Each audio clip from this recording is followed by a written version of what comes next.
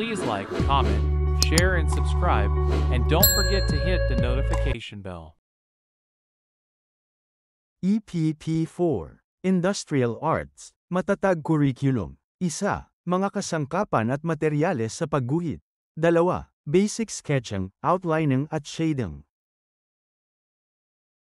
Mga pamantayang pangnilalaman na ipamamalas ang mga kaalaman sa mga kasangkapan at materyales sa pagguhit, na ipamamalas ang pangunawa sa basic sketching, outlining, and shading. Mga pamantayan sa pagganap na isasagawa ng mga mag-aaral ang pagguhit ng freehand drawing, orthographic, at isometric drawing. Nakagagawa ang mga mag-aaral ng proyekto mula sa recyclable materials na maaaring pagkakitaan. Mga kasanayan at layuning pampagkatuto. Mga kasanayan. 1. Nakikilala ang mga kasangkapan at materyales sa pagguhit. 2. Na isasagawa ang hakbang sa pagguhit ng larawan gamit ang basic sketching, outlining, and shading. Mga kasanayan at layuning pampagkatuto. Mga kasanayan. 1. Nakikilala ang mga kasangkapan at materyales sa pagguhit. 2. Na isasagawa ang hakbang sa pagguhit ng larawan gamit ang basic sketching, outlining, and shading. Integrasyon. Pagkakaroon ng interes sa larangan ng animation, cartooning, na isa sa mga in-demand na trabaho sa industriya ng media. Balik-aral, gawain, alam ko at gagawin ko. Panuto, pumili ng mga sumusunod na tungkuling pantahanan na lagi mong ginagawa o inuutos sa iyo ng iyong magulang. Ibahagi sa klase ang mga hakbang na dapat gawin sa iyong napiling tungkuling pantahanan. Pamamalansya, paglalaba, paglilinis ng silid-tulugan, paglilinis ng sala, paglilinis ng kusina, paglilinis ng bakuran. Panghikayat na gawain. Gawain, kilalanin at isiga. Panuto, kilalanin ang mga sikat na cartoon o anime character. Itaas ang kanang kamay at pangalanan kung nakikilala ang mga sumusunod. Ibahagi at ipakita sa klase kung anong klaseng kapangyarihan meron ang mga ito. Pikachu.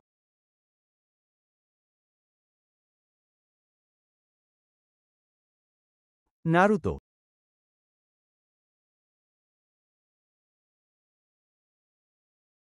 Son Goku.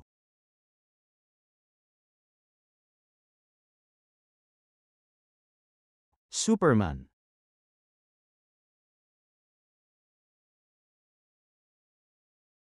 Spider-Man. Ang mga nakita ninyong larawan ay mga halimbawa ng freehand drawing. Ang mga tauhang ito na napapanood ninyo sa inyong mga telebisyon at cellphone ay bunga ng pagguhit, drawing, croquis. Gabay na tanong, sino na sa inyo ang nakapag-drawing na ng mga ganitong larawan? Nasubukan na ba ninyong iguhit ang iyong paboritong cartoon character? Sino ang iyong iginuhit? Nasubukan nyo na bang iguhit ang pinapangarap ninyong bahay o sasakyan? Sino sa inyo ang gustong matuto at maging mahusay sa pagguhit? Paglinang sa kahalagahan sa pagkatuto sa aralin. Upang maging mahusay sa pagguhit, may mga bagay muna tayong kailangan malaman at matutunan. Una, kailangan nating makilala ang mga kasangkapan at materyales na ginagamit sa pagguhit. Ito ay upang magkaroon tayo ng sapat na kaalaman kung paano at para saan ito ginagamit. Pangalawa, gamit ang mga kasangkapan at materyales, pag-aaralan naman natin kung paano mag-drawing gamit ang mga hakbang na basic sketching, outlining, at shading. Alam mo ba na kung ikaw ay may sapat na kaalaman sa mga materyales, kasangkapan at mga hakbang sa pagguhit, mas magiging madali para sa iyo na gawin ito. Handa na ba kayong matutunan ang mga ito? Halina at alamin natin. Magsimula tayo sa pagtuklas ng mga salitang makakatulong sa iyo upang maunawaan ang aralin. Paghawa ng bokabularyo sa nilalaman ng aralin. Kasangkapan. Ito ay mga kagamitan na nakatutulong upang magawa ng maayos at mabilis ang isang gawain katulad ng pagguhit. Materyales. Ito ay mga kinakailangang bagay na nauubos at nakakatulong upang magawa ang isang gawain katulad ng pagguhit. Freehand drawing. Ito ay pagguhit ng walang anumang ginagamit na kasangkapan maliban sa lapis at papel. Sketching. Ito ang pangunahing hakbang sa pagguhit kung saan ito dali-daling ginagawa gamit ang lapis at papel. Sketching. Ito ang pangunahing hakbang sa pagguhit kung saan ito dali-daling ginagawa gamit ang lapis at papel. Outlining. Ito ay isang hakbang na ginagawa sa pagguhit upang may larawan ng tunay na figura o mahahalagang linya sa larawang iginuhit. Shading. Ginagawa ito sa pamamagitan ng pagkuskus ng lapis upang magkaroon ng labo, liwanag at dilim ang isang drawing.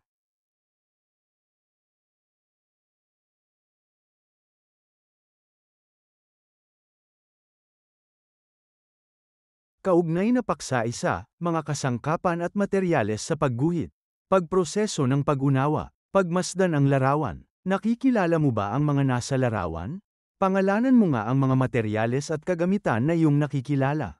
Saan mo ito ginagamit?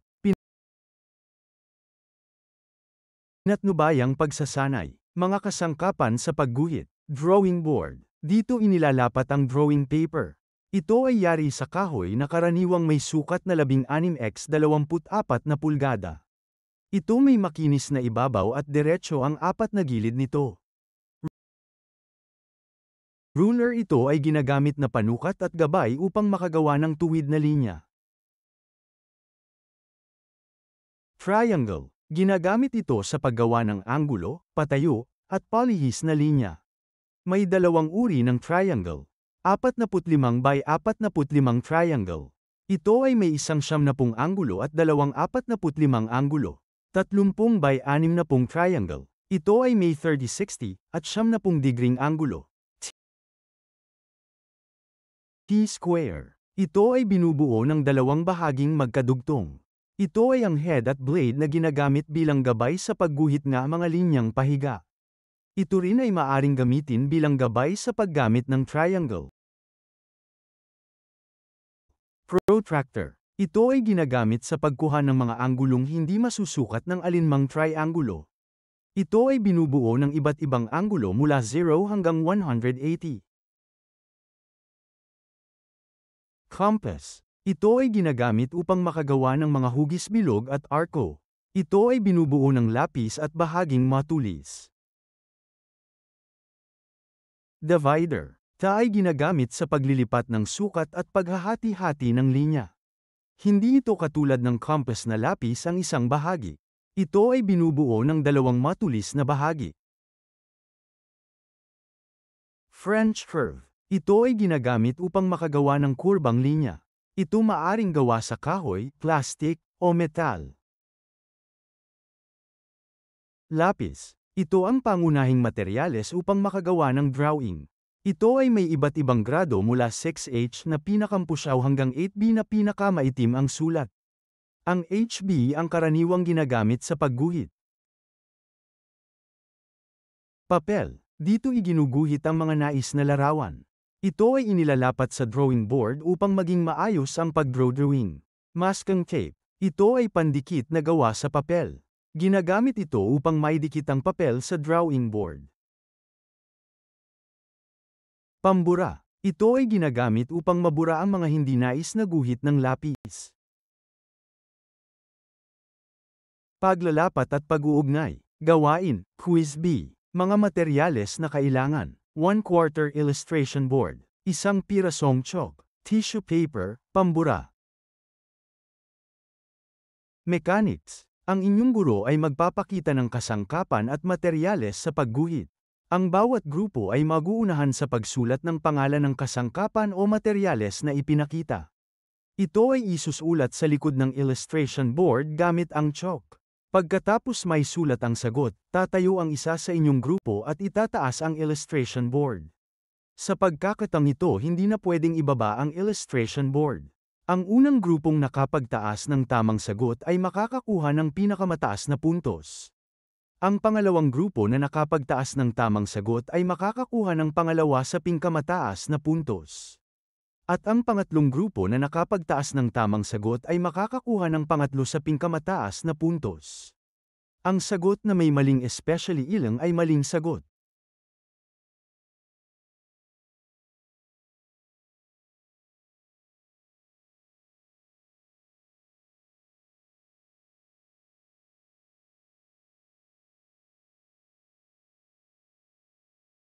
Kaugnay na paksa 2, basic sketching, outlining, at shading. Pagproseso ng pag-unawa. Ibahagi mo nga ang mga hakbang na ginagawa mo sa tuwing ikaw ay gumuguhit ng isang larawan. Ngayon, ating panoorin ang mga hakbang na madalas ginagawa sa pagguhit ng isang larawan. Panoorin itong mabuti dahil may mga katanungan ang iyong guro pagkatapos nito.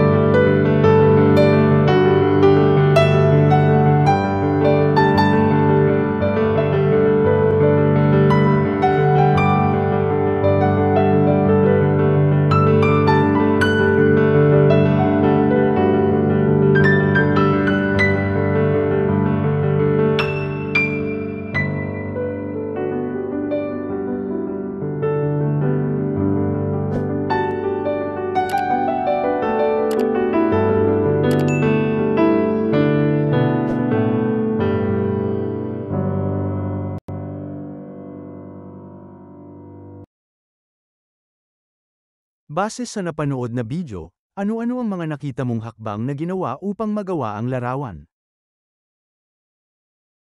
Tanong, sa iyong palagay alin sa tatlong drawing ang halimbawa ng sketching, outlining, at shading?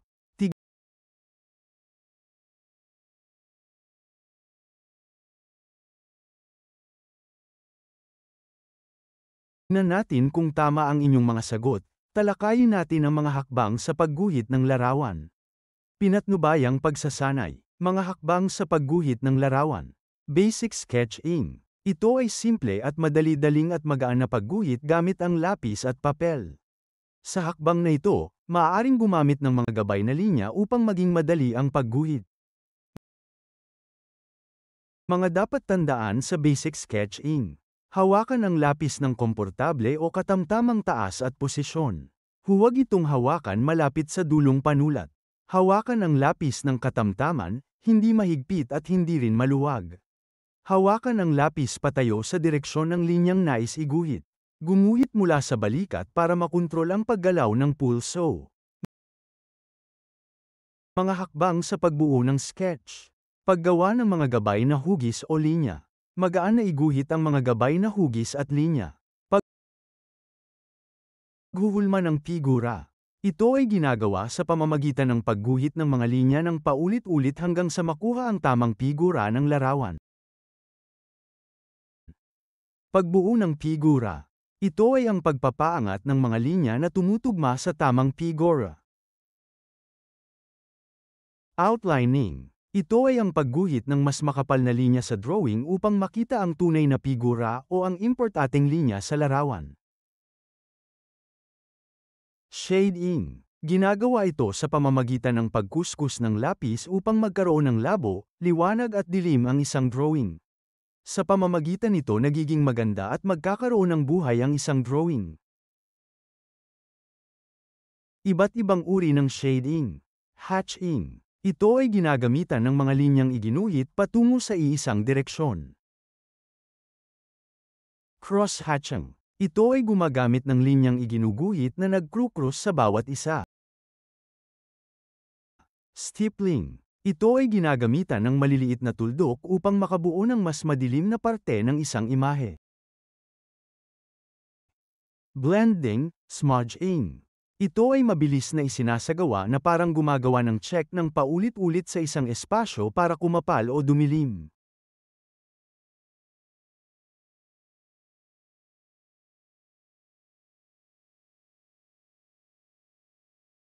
Paglalapat at pag-uugnay. Panuto, iguhit ang nakikitang modelo sa inyong papel.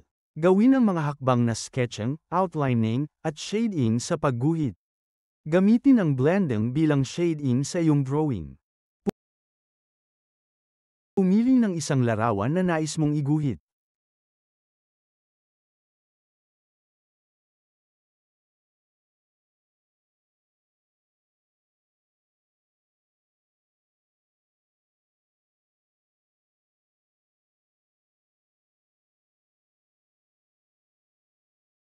Pabaong pagkatuto. Ang lahat ay pumukit ng ilang saglit at isipin ang iyong pinapangarap na bahay.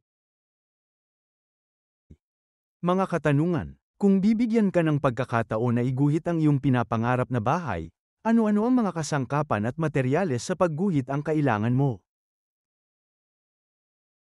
Upang may sigawa ang pagguhit ng iyong pinapangarap na bahay, ano-ano ang mga hakbang sa pagguhit ang gagawin mo? Sa iyong palagay, ano ang pinakamagandang uri ng shading para sa iyong drawing?